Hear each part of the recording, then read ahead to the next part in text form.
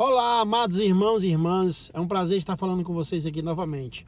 Hoje eu vim trazer uma palavra de fé, uma palavra de verdade, a palavra do nosso Deus, do nosso grande Senhor Jesus Cristo, que veio ao mundo para nos salvar, que nos proporcionou a prosperidade, que deixou a sua herança para nós.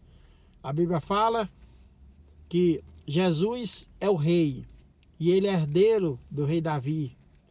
Então, ele é um rei e riquíssimo, né?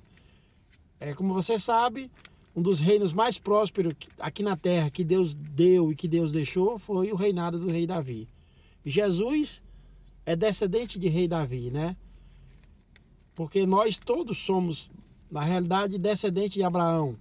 E Abraão também foi um cara muito rico, rico mesmo. Deus deu uma prosperidade muito grande para eles. Então, de Abraão para cá, o nosso Deus tem colocado muita prosperidade dos seus filhos. E esse Deus poderoso, ele teve a grande ideia, né? Ele teve a grande misericórdia de mandar o seu Filho, o nosso Senhor Jesus Cristo, para que pagasse os nossos pecados.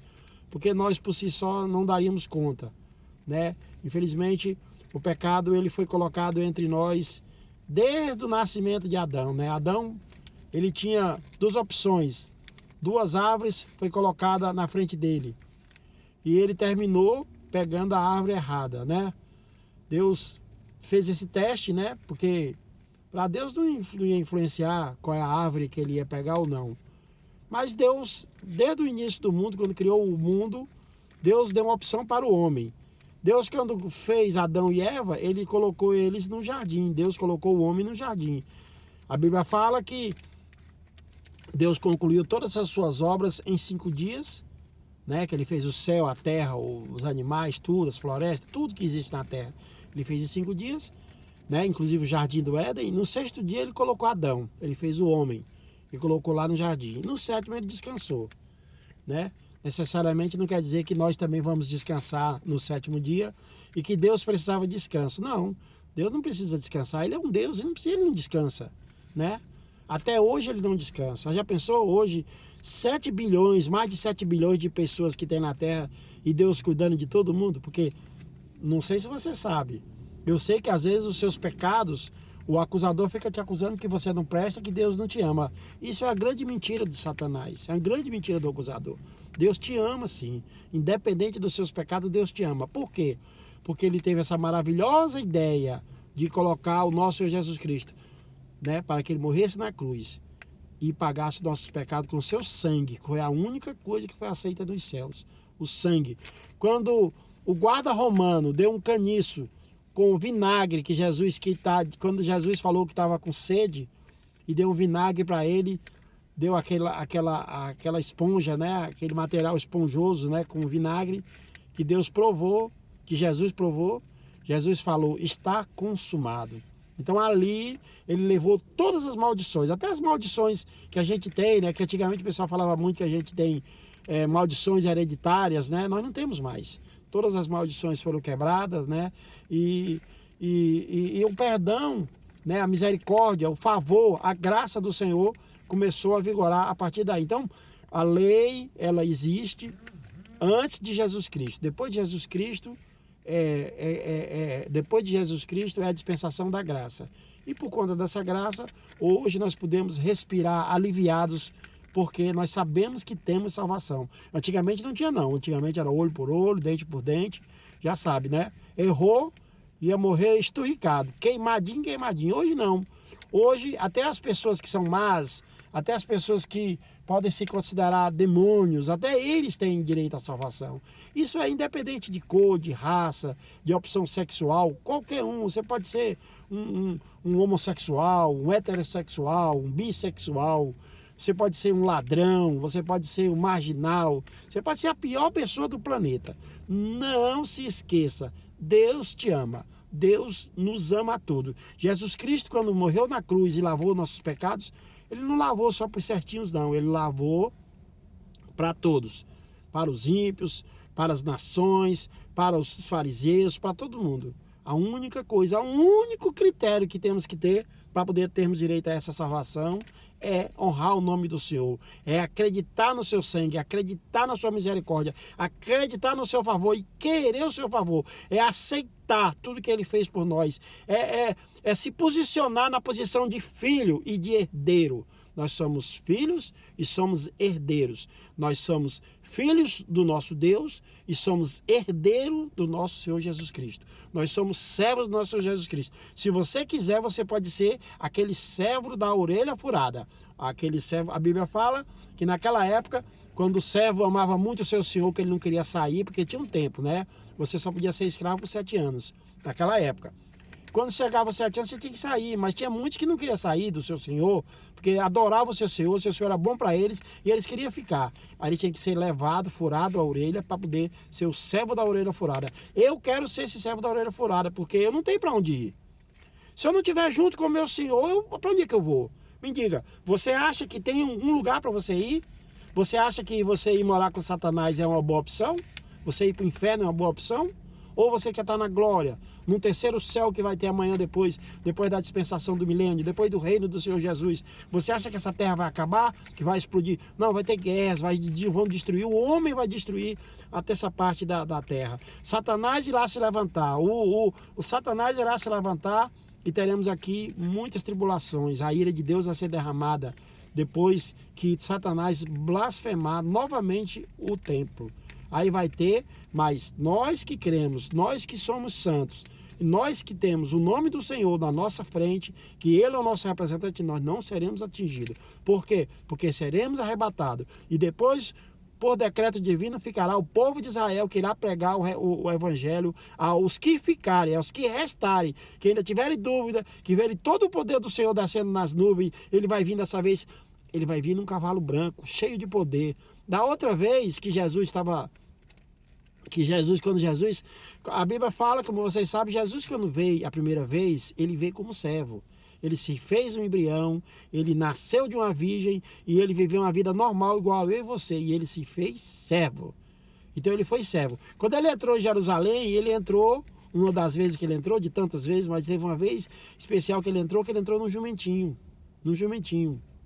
Mas dessa vez, ele vai voltar em glória, vai voltar num cavalo branco, com todos os santos, todos os anjos, todos os santos que irão acompanhando, que seremos nós, que somos a igreja do Senhor Jesus, que seremos arrebatados antes dos finais dos tempos, né?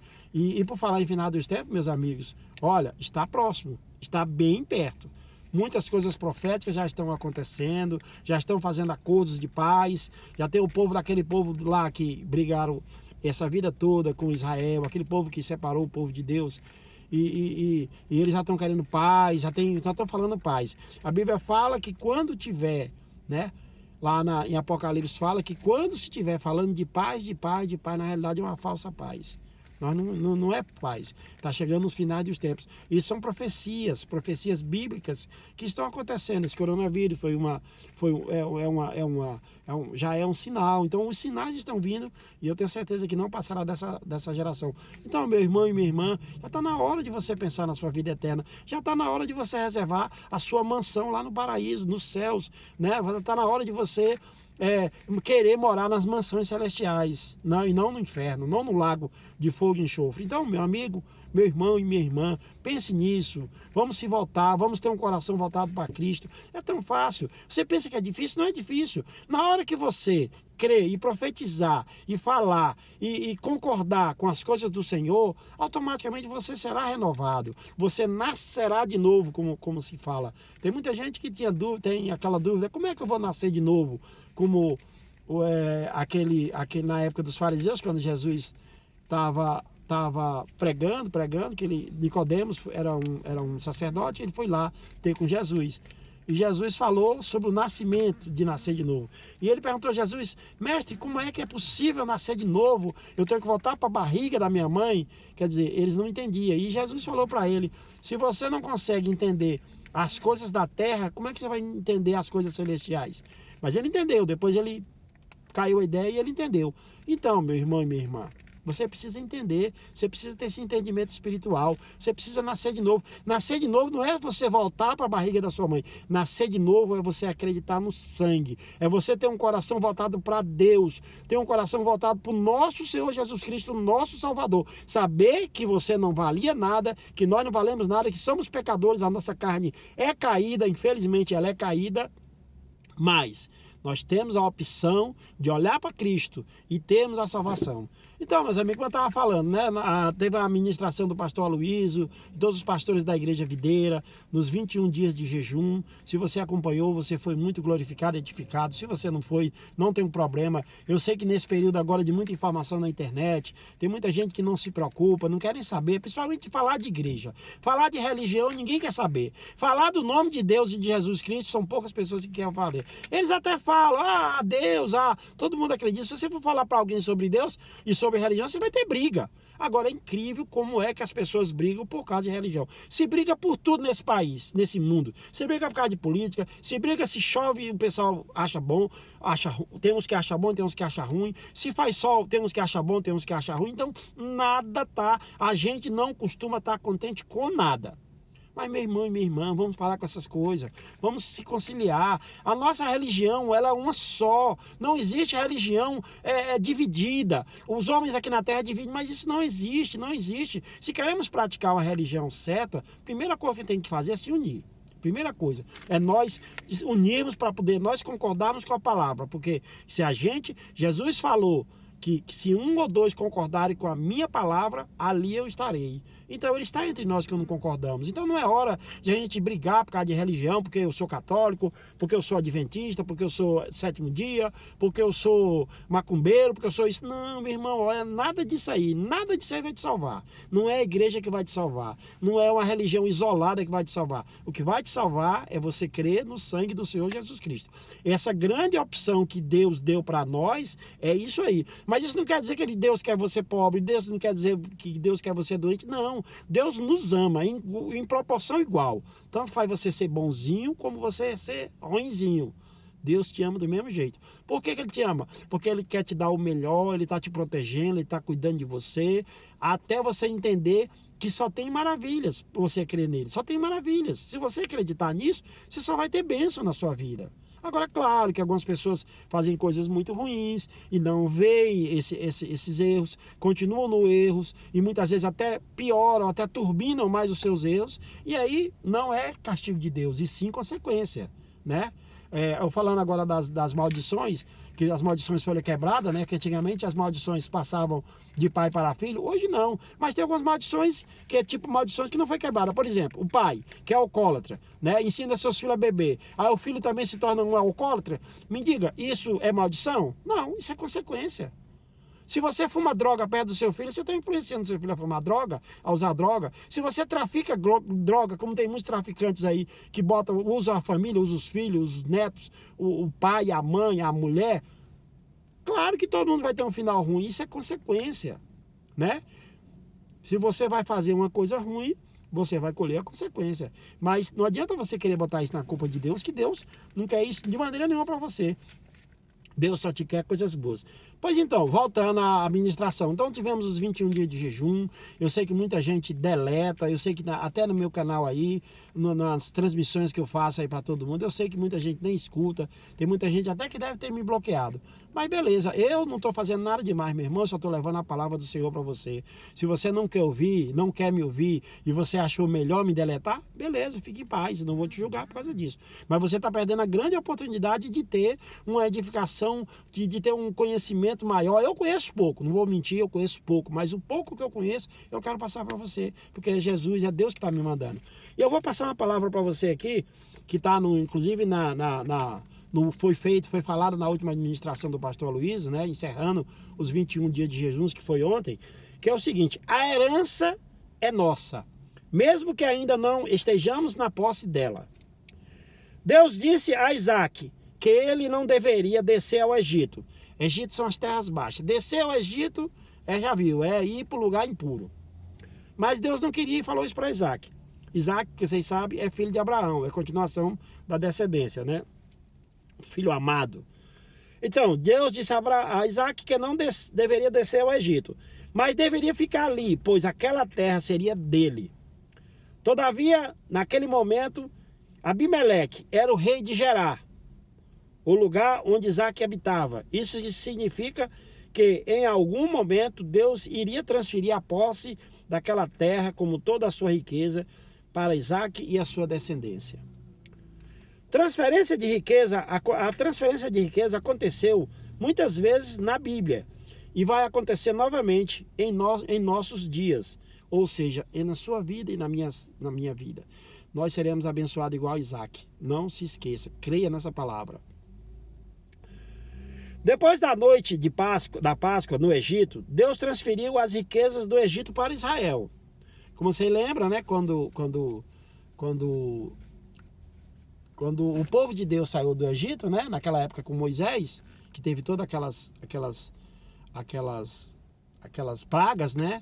E o sangue do Cordeiro, Jesus Cristo já foi. Jesus Cristo, pra você ter uma ideia, meu irmão, olha que coisa maravilhosa. Jesus Cristo já foi colocado na Bíblia, mesmo no Primeiro Testamento, já logo de início do mundo.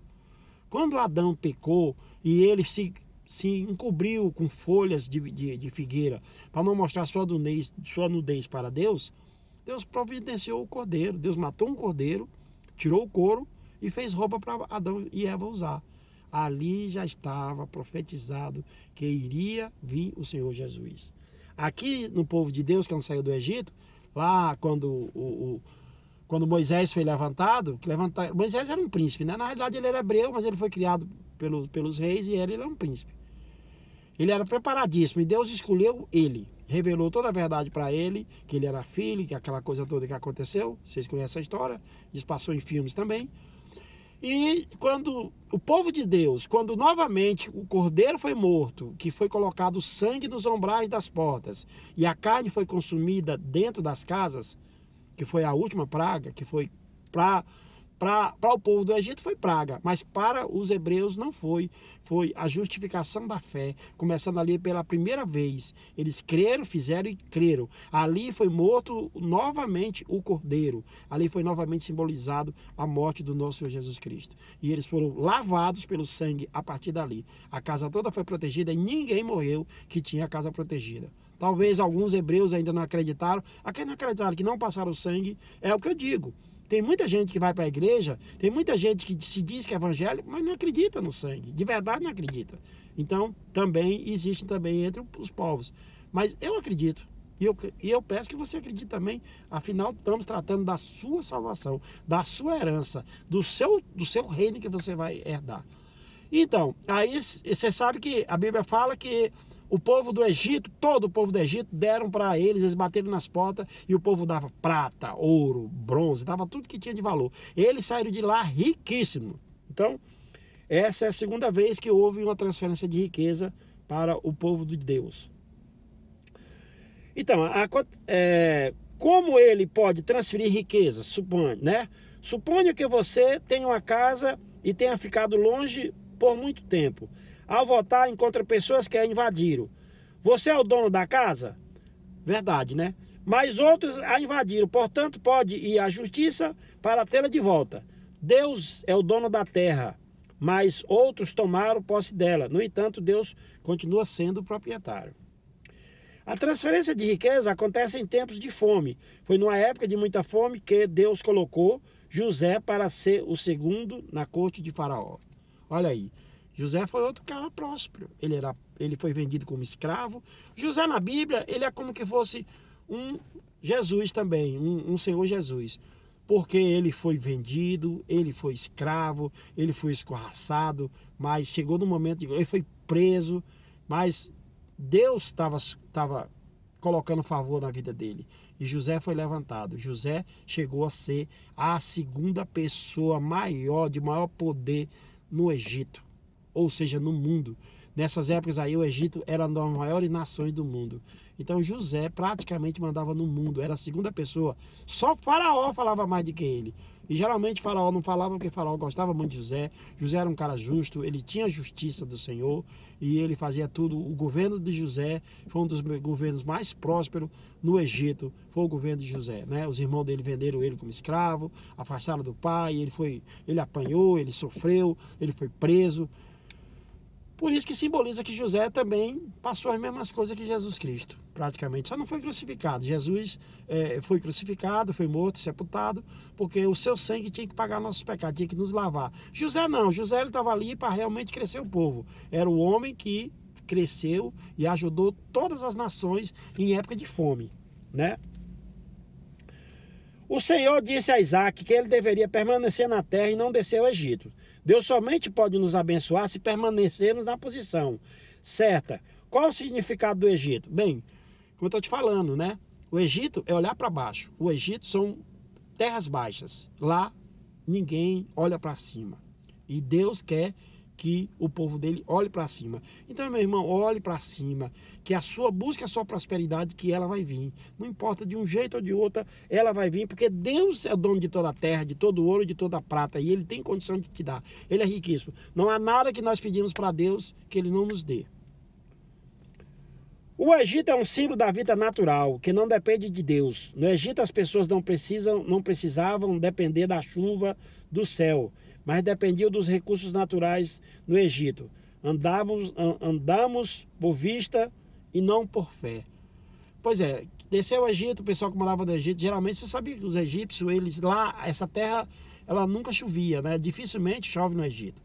Mas chove nas cabeceiras do rio Nilo, né? Então, o rio Nilo, quando vem de lá para cá com muita água e invade lá o Egito e leva. Só para vocês terem uma ideia, o Egito, praticamente, o Egito todo é deserto. As cidades habitáveis são só todas as cidades de habitação possível é ao lado do rio Nilo. Então, eles são um povo que só olha para baixo, eles não olham para cima. Né? Então, descer o Egito é para acabar, viu? É para acabar os pequenos de Goiás, como se fala. Em Deuteronômio, porém, lemos que a terra prometida depende da chuva que vem do céu. No Egito, as pessoas olhavam para o chão enquanto semeavam, mas em Israel eles olham para o céu, esperando a chuva de Deus. Então, meu amigo, que maravilha. A chuva de Deus é a melhor coisa que pode acontecer na sua vida. De repente, você pode ter um coração mais feliz, olhando para cima. Olhando para o nosso Senhor Jesus Cristo. Por que olhar para cima? Porque olhando para cima você está olhando para Deus. Não sei se vocês sabem, mas tem filmes, tem muitos relatos e a Bíblia confirma isso. Quando Deus acabou o mundo em água, né? Que ele levantou Noé para salvar uma unidade, um casal de cada animal e a sua família. Mas Noé ofereceu também para as pessoas, ninguém quis. Quando ele construiu a arca, ele construiu a arca com uma porta só uma porta de entrada, né? E Deus mandou Noé fazer uma janela, só uma janela. Não tinha, a janela não era na lateral, a arca era fechada, não tinha nenhuma janela na lateral. A única janela que tinha era no teto, era em cima, porque a arca era toda fechada, toda blindada, né? E era uma porta só para entrar, só. Mas a janela simbolizava que tinha que olhar para cima. Então, Deus sempre estava dando a dica ao homem que ele olhasse para cima, olhasse para Deus, olhasse para a vinda do Senhor Jesus Cristo, olhasse para a vinda do Salvador. Então, só tinha uma janela e ela para cima. E apesar de tudo, nós somos abençoados, apesar de nossas falhas. Todas as vezes que a Bíblia menciona a esposa de um homem de Deus, ela afirma que era famosa, Rebeca, né? Aqui nós vamos falar aqui um trecho aqui de Rebeca, que era a esposa de Isaac, né? Como vocês sabem, aconteceu com Isaac a mesma coisa que aconteceu com Abraão. Abraão também, quando desceu para o Egito e desceu para um outro reino, ele tinha medo de morrer, né? Que o reino matasse ele, porque naquela época os reis, quando gostavam de uma mulher bonita, e ela fosse casada, eles matavam o marido e ficavam com ela, colocavam no seu harém. E Abraão, por conta disso, ele fez isso e mentiu para Deus por 2 vezes, mas Deus o livrou e nada aconteceu no casamento dele. E Sara era uma mulher muito bonita. Agora vamos falar de Rebeca. Rebeca foi uma mulher de Deus também, ela era esposa de Isaac. E quando aconteceu de Isaac mandar ela falar para o rei, né? O rei lá de Gerar, né? Que era Abimeleque, né? Que ela era irmã dele. Isso foi feito. Mas um dia, Deus, o rei olhou lá pela janela e lá longe ele viu do outro lado, lá no outra casa, Isaac com Rebeca, se acariciando, né? Ele estava naquele negócio, né? Tava talvez fazendo sexo, talvez num amor muito grande. Então depois o rei chamou Isaac e disse: que história é essa, pai? Que mentira é essa? O que você está fazendo comigo? Você quer que eu seja morto pelo Deus Altíssimo, né? Vamos falar assim, que tivesse medo de Deus, né? Conhecesse, já sabia de Deus, tivesse medo. E resumindo, ele falou: foi, rei, eu tive medo que o senhor me matasse. Aí o rei... Mas foi tão bom isso, né, que a verdade terminou aparecendo. Por isso tem muitos casos nas nossas vidas que às vezes as verdades, a gente tem medo das verdades e de repente quando a verdade vem à tona, às vezes a coisa se torna melhor. Foi o que aconteceu com Isaac, a coisa se tornou melhor. E o rei ainda decretou que quem tocasse em Isaac ou na esposa dele, morreria. Olha, veja se isso não é favor de Deus, veja se isso não é graça de Deus. Então isso aconteceu com Isaac e Rebeca, né? E tem mais. E Isaac... Naquela terra que Deus mandou ele ficar, Isaac plantou. Não chovia, não tinha nem um pingo d'água no céu. Todos os produtores, todos os agricultores lá daquela região não plantaram, né? Porque eles sabiam que não ia chover, mas Isaac plantou. Isaac semeou, né? Começou a semear. O povo com certeza lá chamava ele de louco, de doido. Como é que você está fazendo isso? Isaac fez totalmente ao contrário.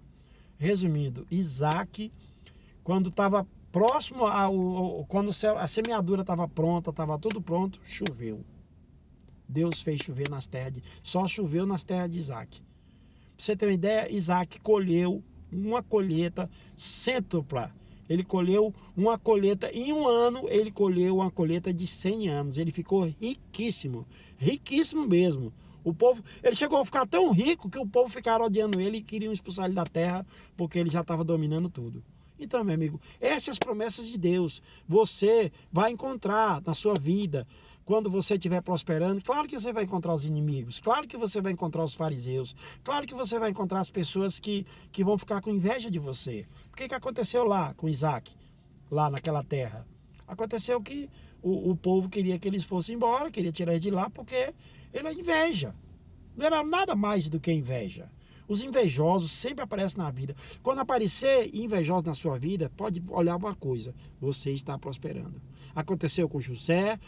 Os invejosos fizeram de tudo para que José não chegasse onde chegou, mas José tinha o favor de Deus e ele chegou, porque Deus é poderoso. Então, nada atrapalhou a bênção do Senhor Jesus. A mesma coisa fizeram com Moisés. Moisés também teve muita retaliação, muitos inimigos que queriam estar ao lugar de Jesus, de Moisés. Jesus também teve os seus inimigos, que foram os fariseus.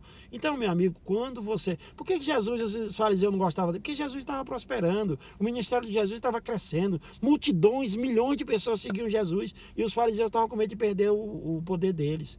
Então, eles perseguiram Jesus. Era só pura inveja.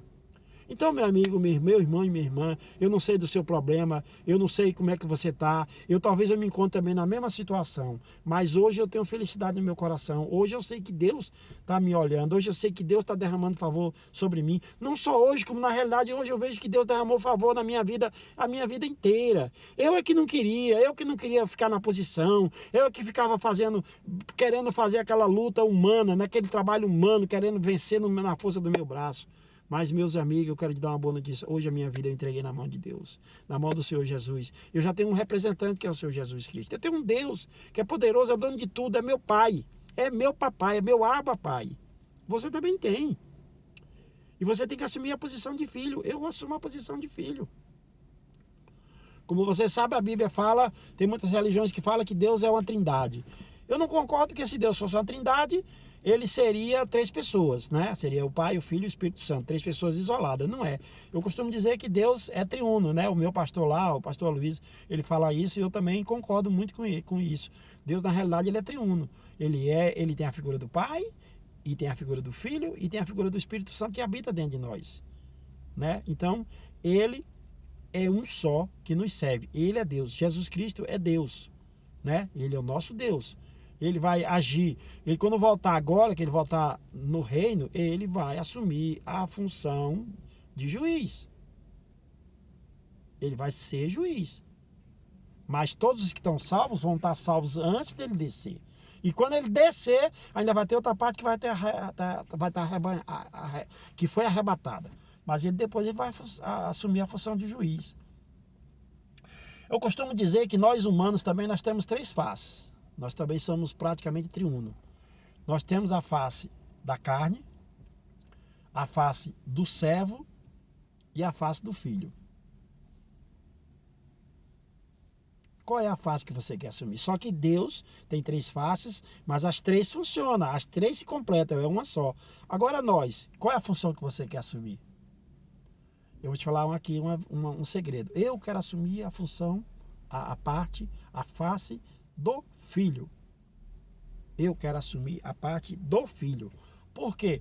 Porque eu sou filho de Deus, Jesus é meu representante e ele já me fez herdeiro. E para mim ser herdeiro, eu tenho que assumir a face do filho. Agora, se você assumir a função da carne, você vai para o inferno, porque a sua carne é pecado. A nossa carne, ela é caída. A nossa carne, se você assumir, querer as coisas boas dessa terra para assumir, por causa da carne, assumir a parte da carne, aí, meu amigo, eu acho que não vai ter coisas boas para você, não. Você pode até achar, mas eu acho que não. Eu acho não, eu tenho certeza. Se você assumir a face do servo, isso quer dizer que você não é filho, que você é servo. Então você vai estar salvo? Vai estar salvo sim, mas você não vai reinar junto com Jesus. Você não vai ter prosperidade, você não vai ter herança. Por quê? Porque você é servo, você sabe, servo não tem herança, servo não tem riqueza. Servo obedece a um senhor. Então você vai passar a vida toda obedecendo outros. Mas se você assumir a face do filho, aí, meu amigo, você pode chegar na sua casa, na casa do pai e explorar e andar e gastar e fazer de tudo porque você é herdeiro e você é filho. Fique na graça, olha, compartilhe essa palavra, assine lá o meu canal para que mais pessoas vejam, entendeu? E me ajude para fazer com que outras pessoas escutem essas palavras. E são palavras minhas, baseadas em fundamentos da Bíblia. E também na nossa igreja dos 21 dias, que terminou, da Igreja Videira, mas que serve para qualquer um que queira assumir. O nosso Senhor Jesus Cristo, nosso Deus, ele não veio para uma determinada igreja, ele veio para todos nós. Só temos que assumir. Tá bom? Fiquem na graça e na paz do Senhor e até uma outra vez.